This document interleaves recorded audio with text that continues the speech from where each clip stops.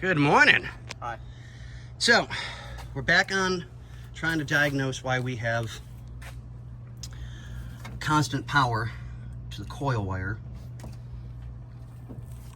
that we're not supposed to have, because we're trying to not run extra wires and this and that and everything else so that the car stays pretty much the way it was supposed to be. Because everything we've done to it, like we said in previous videos, has only been plug and play electronics, not cutting, splicing, adding to, just plugging into the factory harness. So the only thing that's kind of really different is this car has an aftermarket stereo. And the original stereo. And the original stereo. So we fixed the problem with the ignition switch. Great, not a problem. Got that taken care of. But we still have our squishy wire, as a friend of ours so called it, that still has constant power. Whether... Go ahead. Yeah, we still have constant power, and we're not supposed to.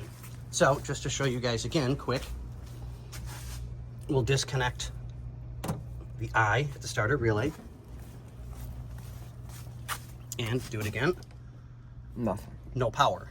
So, no power. But when we put that back, we have power. We're not supposed to. So that told us that we have a bad starter relay. So we're just trying to make sure that the stereo system that was put in years ago, that either the little fuse holders or whatever, that there's no power coming in from them. So we're yanking all of them. Grab the fuses out real quick. We're still waiting on our starter relay. Why it didn't show up on Thursday is beyond me. I have no clue, so I got to call this morning when everything opens. Excuse me. We'll put the new starter relay in. And if that solves the problem, we're golden. If not, we're kind of back to square one.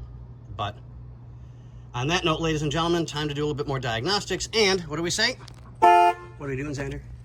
Testing the coil wire. Okay, so let's do our ground.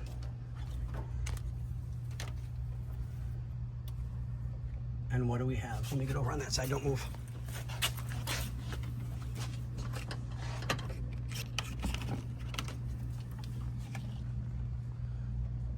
That's what we're supposed to have, not 12 volts.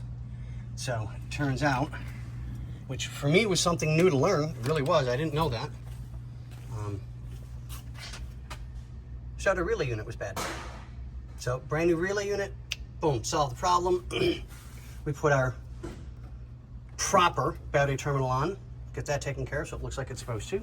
So now that we have keyed power to the coil, we'll put the dashboard back together and route the coil wire up to our new one that's hooked up to the cap.